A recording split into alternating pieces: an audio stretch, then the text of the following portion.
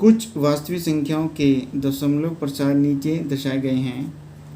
प्रत्येक स्थिति के लिए निर्धारित कीजिए कि यह संख्या परिमेय संख्या है या नहीं। यदि यह परिमेय संख्या है और p/q के रूप की है तो q के अभाज्य गुणनखंड के बारे में आप क्या कह सकते हैं। आपको 3 क्वेश्चन दिए गए हैं। सबसे पहले आपने बताना है कि वह परिमेय संख्या है कि नहीं है। अगर है तो ये p/q में लिखी जाती है, तो q के बारे में आपने बताना है कि वह कैसा होना चाहिए, अभाज्य गुणनखंड होना चाहिए, और उसके बारे में आपने कुछ बातें बतानी हैं। सबसे पहले हम बात करेंगे वास्तविक संख्याओं की, और फिर बात करेंगे परिमेय संख्याओं की, फिर बात करेंगे अपरिमेय संख्याओं की। क्योंकि इन तीनों क्वेश्चनों में एक क्वेश्चन मुझे अपरिमेय है, 2 मेरे पास परिमेय है। जब तक मुझे पता नहीं है कि कौन सा परिमेय है कौन सा अपरिमेय है, तो परिमेय संख्या के मैं q के अभाज्य गुणनखंड कैसे बनाऊंगा। तो सबसे पहले बात करेंगे वास्तविक संख्या की। सबसे पहले लिख रहे हैं वास्तविक संख्या। ये हमारे पास होती हैं, 2 तरह की होती हैं।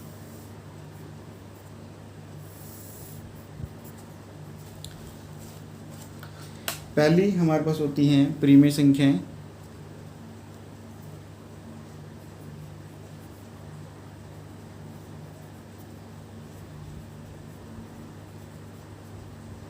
दूसरी हमारे पास होती हैं अपरिमेय संख्याएं।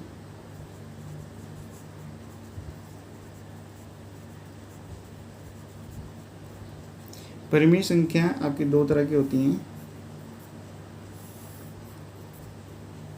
पहली होती है हमारे पास शांत, दूसरी होती है मेरे पास अशांत। शांत परिमेय संख्या वह संख्या होती है, जैसे मैं 10 भाग में 2 लिखता हूँ, ये p/q में लिखा गया है, तो सोल्व करेंगे मेरे पास कैसा आएगा, 5 आ जाएगा, पूरा पूरा भाग हो जाएगा। तो ये मेरे पास कैसी है, शांत है। अगर बात करूँ मैं 5 भाग में 2 और कर देते हैं, ये मेरे पास आएगा 2.5, तो ये पूरी पूरी भाग होगी, तो मैं इसको कहते हैं शांत। जैसे मेरे पास हो जाएगा √4, सोल्व करूँगा मेरे पास कितना आएगा, 2 आएगा। तो ये मेरी किसके अंदर आती है, शांत परिमेय संख्या के अंदर आती हैं। अगर हम इनके p/q के ऊपर बात करें, जिसमें जो q की वैल्यू होगी 2 की पावर n और 5 की पावर m में होगी, यानी कि p/q में जो q होगा या तो वह 2 भी हो सकता है, या तो वह 5 भी हो सकता है, या दोनों 2 और 5 को मिला के आपके पास कोई ना कोई वैल्यू हो सकती है। तो ये मेरे पास किसकी होती हैं, ये शांत की वैल्यू हैं।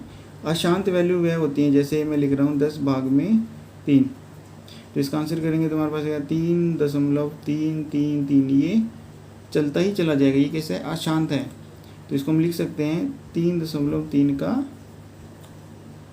बार। अगर इसके हम बात करें p/q के बारे में, जो q की वैल्यू होगी 2 की पावर n 5 की पावर m नहीं होगी। नहीं का कहने का क्या मतलब है कि ये दोनों वैल्यूएं एक साथ में नहीं होंगी, सिर्फ q के अंदर। अगर q की अगर बात करें 2 की पावर n गुना में कोई भी अभाज्य संख्या ले लेते हैं 2 और 5 को छोड़ के, यानी कि 3 की पावर में ले लेता हूँ y, ऐसा होगा तो मेरे पास कैसी होगी, वो अशांत वैल्यू देगी। अगर 5 से भी ले लेते हैं, 5 की पावर m है और मैं कोई भी अभाज्य संख्या ले लेता हूँ, जैसे मैं ले रहा हूँ 7 की पावर y है, तो ये 5 तो है आपके पास, लेकिन साथ में मेरे पास क्या है, 7 भी है, तो इसमें क्या होगा, तो मेरा आंसर आएगा अशांत आएगा। अगर मैं 2 और 5 को ना लेके कोई अपनी तरफ से एक अभाज्य संख्या ले रहा हूँ 11, सिर्फ 11 भी होगा क्यूब में, तो मेरे आंसर कैसा आएगा, अशांत ही आएगा। फिर हम बात करते हैं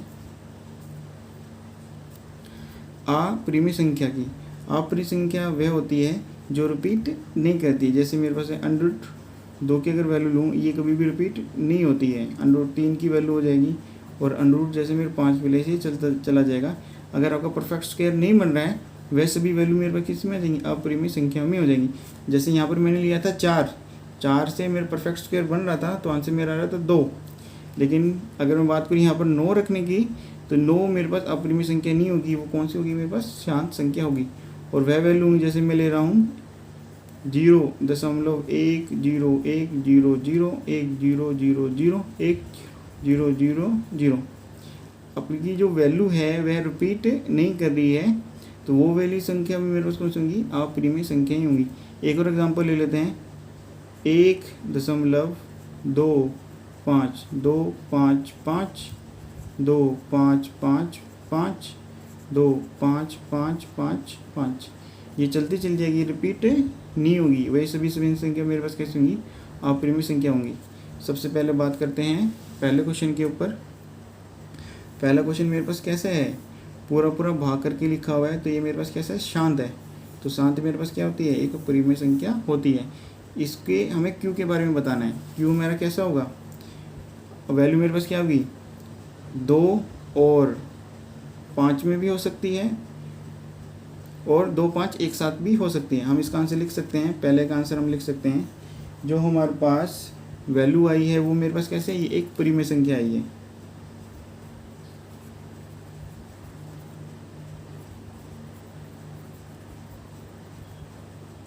और जो Q के अभाज्य गुणनखंड 2 हो सकते हैं या 5 हो सकते हैं या दोनों हो सकते हैं। तो दोस्तों ये है पहले का आंसर। फिर हम बात करते हैं दूसरे क्वेश्चन के ऊपर। अगर आप दूसरे क्वेश्चन के ऊपर ध्यान देंगे तो आपको ये दिखाई देगा कि इसके अंदर कोई भी वैल्यू रिपीट नहीं हो रही है। तो मेरे पास कैसी है, वो अपरिमेय संख्या है।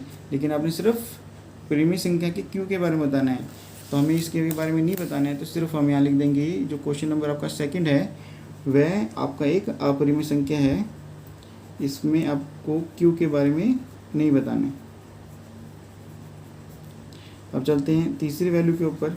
तीसरी वैल्यू को साफ साफ दिख रही है, वो मेरे पास कैसी है, बार वाली है। यानी कि ये मेरे पास 43.123456789 इस पूरे के बार हैं। तो बार को उठाऊंगा तो मैं यही वैल्यू में दोबारा लिखता चला जाऊंगा रिपीट के अंदर, 5 6 7 8 9।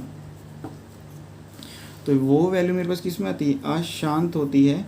आती किसके अंदर है, परिमेय संख्या के अंदर आती हैं। तो हमारे पास तीसरे का आंसर होगा वो भी मेरे पास परिमेय संख्या होगी।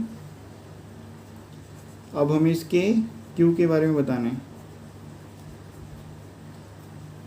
जो क्यू की वैल्यू होगी 2 और 5 एक साथ नहीं होंगी, 2 5 के साथ कुछ वैल्यू भी हो सकती है। जैसे मैं एक और वैल्यू लिख लेता हूँ यहाँ पर, क्यू के साथ आपके पास 2 भी है और 5 भी है, लेकिन आपके पास कुछ एक्स्ट्रा वैल्यू भी, मैं ले लेता हूँ 11 की पावर y। तो ये मेरे पास कैसी होगी, एक अशांत वैल्यू प्रोवाइड करेगा। तो हम इसका आंसर लिख सकते हैं, जो Q है के अभाज्य गुणनखंड 2 या 5 के अतिरिक्त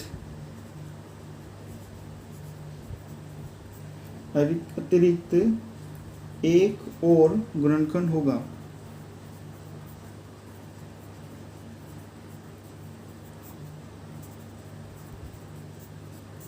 दोस्तों यही है आपका उत्तर।